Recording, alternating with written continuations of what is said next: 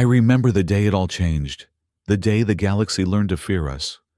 My name is John Mercer, once a colonel, then a marshal, now just an old soldier with too many memories.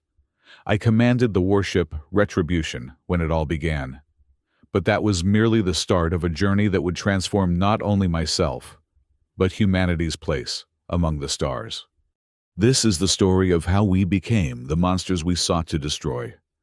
The planetary alliance of humanity had spread across 17 systems by then, our outposts reaching the edge of the Orion Ridge. Earth was but a distant memory, a revered cradle we had long outgrown.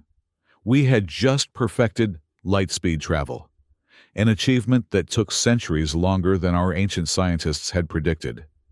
The universe, it seemed, was finally opening to us. I was stationed at Outpost Vanguard near the Orion Ridge, commanding a battle-hardened crew aboard the Retribution.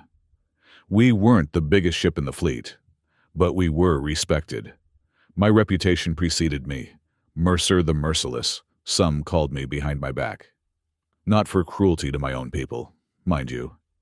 I was devoted to my crew, knew every name, remembered their children's birthdays. But in battle, I was clinical, efficient, the kind of commander who makes the hard calls without blinking. It was during a routine patrol when Communications Officer Eliza Reeves intercepted the first message. "Sir," she called, her voice tense with confusion.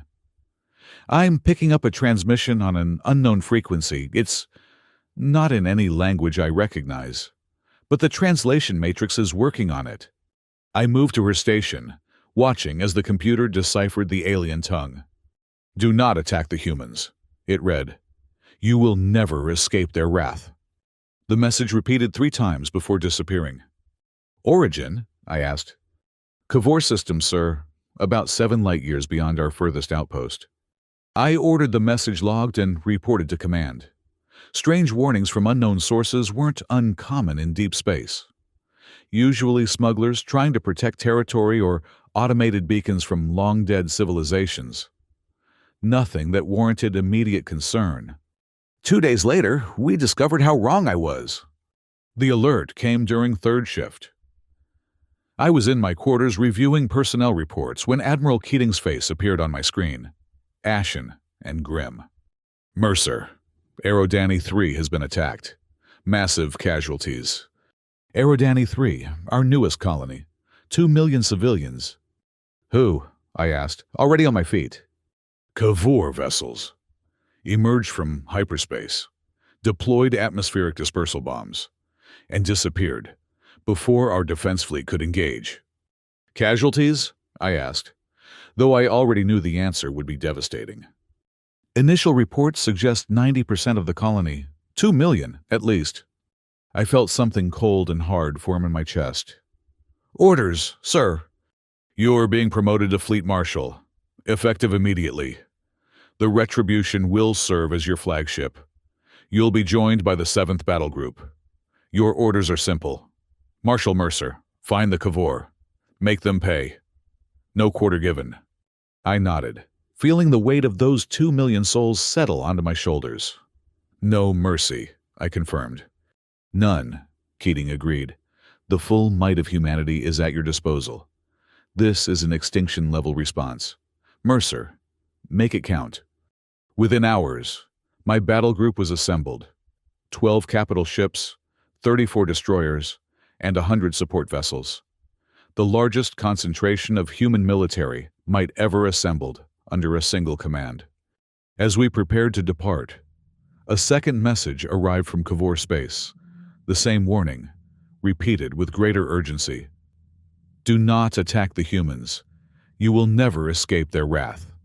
It wasn't meant for us. It was a desperate plea from someone in Cavor space, warning their own people. Too late. Our first strike on the Cavor homeworld demonstrated why their warning had been so desperate. Humanity had been developing weapons we'd never had cause to use, until now. Orbital strikes turned Cavor cities to glass. Their fleets, technologically superior in some ways but unprepared for our ferocity, were systematically dismantled. After the 3rd day of bombardment, We intercepted more transmissions, not just from Cavor vessels now, but from other species, Threxian, Valeri, all repeating variations of the same warning. The humans cannot be stopped once provoked. Surrender immediately, or face extinction. They will not forget. They will not forgive. It should have given me pause. Instead, it fueled our resolve. We weren't just avenging Aerodani anymore. We were sending a message to the entire galaxy. Colonel Briggs, my ground forces commander, reported after the first landing operation. His face was streaked with ash, eyes hollow. "They weren't ready for us, sir," he said quietly. "This wasn't a military power. Their ground forces are primitive compared to ours." "They killed 2 million civilians," we reminded him coldly. "Yes, sir, but I don't think it was them. Not all of them, anyway." "Explain." "We've captured their government center. Their leaders claim they never authorized the attack on Aerodani. They're blaming a military faction, claiming they had help from outside." I considered this information. Interrogate them thoroughly. Find out who helped them. The truth emerged slowly.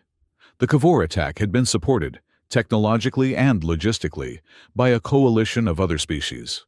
The Jarun Collective, the Valari Ascendancy, several others. They had been watching humanity's expansion with growing concern, viewing us as a potential threat. Aerodani was meant to be a preemptive strike, a demonstration to force us back to our core systems. They had catastrophically miscalculated. Intelligence reports soon confirmed that representatives from these species were gathering, forming what they called the Galactic Preservation Assembly, a coalition against humanity's unchecked aggression. I forwarded all findings to High Command and received new orders. Expand the campaign. Any species that had participated in or supported the attack on Aerodani was now a legitimate target. The war expanded rapidly. Our intelligence network identified the Jarun Collective as the primary weapons supplier for the Cavor attack. I led Task Force Omega, 4 battleships, including the Retribution, in a lightning strike against their supply hub in the Feltrax 4 system. The Jarun were more prepared than the Cavor had been. Their ships were sleeker, faster, with advanced shielding technology we hadn't encountered before. But what they possessed in technology, they lacked in tactical experience. Humanity had been fighting itself for millennia before reaching the stars. We knew war in our bones. We adapted quickly.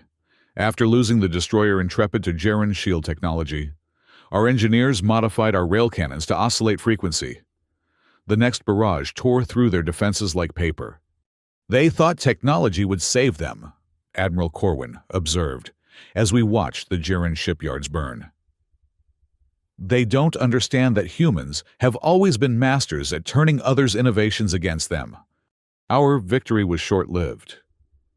3 days later, we walked into a trap at Enthalis Relay, a supposedly abandoned communication station that intelligence suggested was being used to coordinate enemy movements. The Retribution led 2 other battleships, the Vindicator and the Relentless, into the system. As we approached the relay, quantum mines materialized from subspace around us. The Relentless was torn apart before they could even raise shields. The Vindicator lost its main engines and weapon systems. We barely escaped, limping back to friendly space with half my crew dead or wounded. For the first time, I felt doubt creep in. Not about our cause. The memory of Aerodani still burned too brightly for that. But about our strategy. We were pushing too far, too fast, extending our supply lines dangerously. Admiral Hurst, my old mentor and the most decorated officer in the fleet, requested a private channel that night. "John," he said, using my first name as he always did in private, "you need to consolidate your gains. The alliance is stretched thin. Public support is wavering." "They killed 2 million of our people," I reminded him. "And we've killed 10 times that many in retaliation," he said quietly. "At what point is the blood debt paid?" I had no answer for him then. The enemy coalition, now formally calling itself the Galactic Preservation Assembly, launched a coordinated counteroffensive. Battles erupted across multiple fronts: the Sol Corridor, Proxima Gate, and half a dozen other strategic points. For the first time, we were on the defensive. Their technology continued to surprise us. The Valari deployed phase shift drives that allowed their ships to briefly exist out of normal space-time, making them nearly impossible to target. The Threxian brought living ships that could regenerate damage and adapt to our weapons. But for every technological advantage they displayed, humanity countered with brutal efficiency. When Valari ships phase shifted, we saturated their re-entry points with nuclear mines. When Threxian bioships adapted to our weapons, we deployed engineered viruses that attacked their organic components. The war escalated beyond anything I had imagined. Planets were rendered uninhabitable. Entire species faced extinction. And still, we fought on. 6 months into the campaign, Admiral Corwin brought me intelligence that would change the course of the war. "The Assembly is gathering their fleets," he said, displaying a holographic map of the Arcturus sector. Nearly 400 ships, their entire combined naval power. They're planning something big. I studied the map, noting the concentration of enemy forces near a dense asteroid field known as the Arcturus Gauntlet. The Gauntlet was a navigational nightmare, a twisting corridor of volatile asteroids and radiation pockets. Only one safe path existed through it, making it a natural choke point. "They're planning to strike through the Gauntlet," I said. "Hit our core systems while our forces are distributed along the frontier." Corwin nodded. "That's our assessment as well." I saw our opportunity immediately. "They've given us a gift, the perfect killing ground." The plan formed in my mind with crystal clarity. We would position our fleet on the far side of the Gauntlet, hidden among the larger asteroids. When the enemy fleet committed to the narrow passage, we would spring the trap. For 2 weeks, we prepared. Ships were positioned with painstaking precision. Weapons were modified to maximize damage in the confined space of the asteroid field. Every captain was briefed personally, every contingency planned for. The day arrived. Our sensors detected the assembly fleet approaching the Gauntlet. 400 ships, every vessel they could muster from a dozen species. Their combined firepower could devastate our core worlds if they broke through. On the bridge of the Retribution, I watched the tactical display as the enemy armada entered the Gauntlet, slowly, inexorably. They advanced through the treacherous passage, unaware of what awaited them on the other side. Colonel Briggs stood at my side, tension radiating from him. "They're committed now, sir. No turning back for them." I nodded, watching as the lead ships approached the midpoint of the Gauntlet. The moment they passed that threshold, escape would become impossible. "Weapon status," I ordered. "All ships report weapons hot, sir," replied my tactical officer. "Targeting solutions locked." The bridge fell silent as we watched the enemy fleet advance. Seconds stretched into minutes. The lead ships were now 3/4 of the way through. "Sir," Briggs whispered, "we should fire now." "Not yet," I said, eyes fixed on the display. More ships crowded into the Gauntlet, 300, 350. "Sir, if we wait much longer—" "Wait," I commanded. The tension on the bridge was palpable. Officers exchanged nervous glances, but no one questioned my order. Finally, when the last enemy ship had entered the Gauntlet and the lead ships were almost upon us, I gave the command. "Fire!" What followed was not a battle. It was an execution. Our ships emerged from hiding, weapons blazing. In the confined space of the Gauntlet, the enemy had no room to maneuver, nowhere to retreat. Their ships were packed so densely that missed shots still found targets. Within 30 seconds, 100 enemy vessels were destroyed or crippled. Within a minute, that number had tripled. I watched impassively as the tactical display, registered the deaths of thousands, then tens of thousands. Ships, trying to retreat, collided with those behind them, creating chain reactions of destruction. "Continue firing," I ordered when the weapons officer hesitated, his face pale at the slaughter unfolding before us. By the time it was over, 378 enemy ships had been destroyed. The remaining vessels, barely 24, surrendered unconditionally. The Battle of Arcturus Gauntlet, as it would come to be known, broke the back of the Galactic Preservation Assembly. Within days, member species began to surrender individually, desperate to avoid the fate of those who had fallen at the gauntlet. I should have felt triumphant. Instead, as I stood in my quarters looking at the after-action reports, at the casualty figures that numbered in the millions, I felt hollow. A chime at my door interrupted my thoughts. Colonel Briggs entered, his expression grim. "Sir, I have the preliminary reports from our intelligence teams. The Geron Collective has collapsed. Civil war has broken out between factions, blaming each other for provoking us.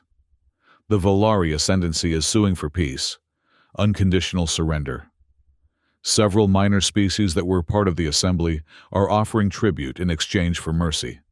I nodded, not looking up from my desk.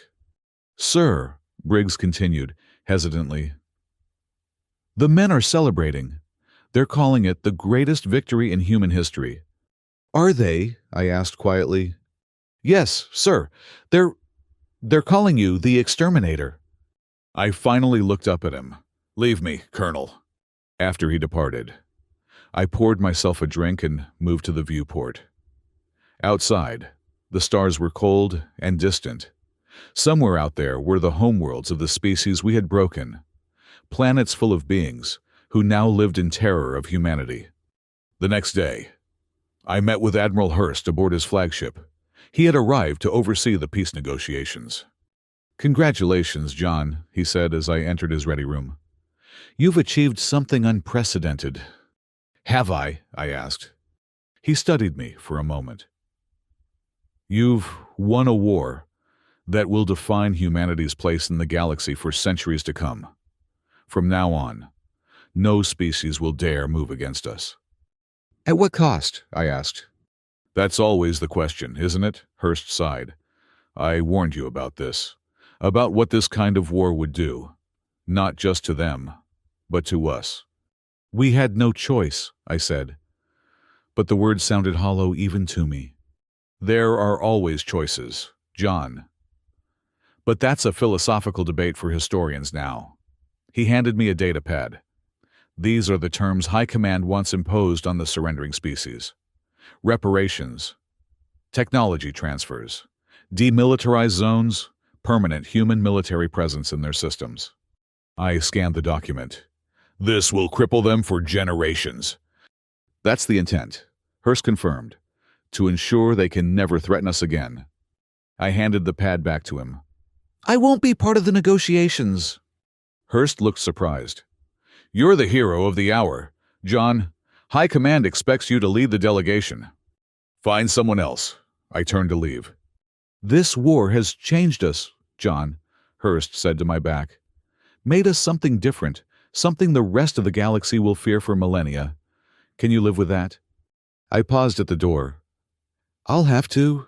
We all will." In the aftermath, a new order emerged. Humanity established itself as the dominant power in the known galaxy.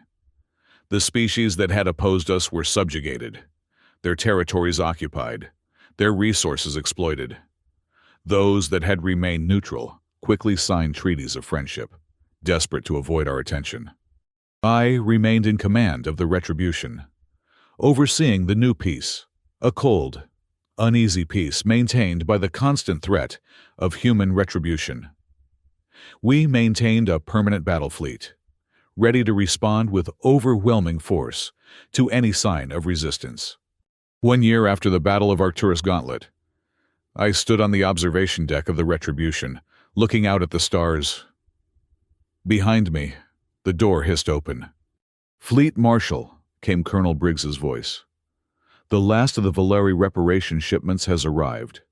Their ambassador requests permission to return to their homeworld, now that the terms have been fulfilled. Granted, I said without turning.